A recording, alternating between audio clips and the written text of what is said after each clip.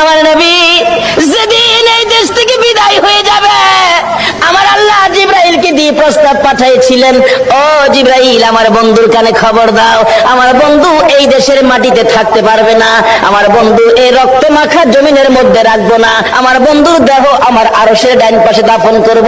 জিবরাইল খবর নিয়ে ডাকতেছেন, হুজুর আল্লাহর সালাম গ্রহণ করুন। আমি জিবরাইলের সালাম গ্রহণ করুন। আল্লাহর নবী গো, আপনার দেহ মুবারক আল্লাহর আরশের ডাইন পাশে দাফন হবে, আপনি খুশির সহিত কবুল করুন। আমার নবী কোনো কথা কয় না, দুইটা চোখের পানি ঝরঝর করে ছাড়তেছে। জিবরাইল বলেন, ইয়া রাসূলুল্লাহ, এত সুন্দর প্রস্তাব নিয়ে আসলাম, কোনো কথা কন না, খালি কাঁদেন কেন জানতে চায়। আমার নবী বলেন, জিবরাইল রে, তোমার জন্য খুশির খবর হতে পারে, আমি খুশি হতে পারলাম না। কেন পারলেন না? রে জিবরাইল, আমার দাফন আল্লাহর আরশের ডান পাশে হবে, আমি জানতে চাই আমার গুনাহগার উম্মতের দাফন কই হবে।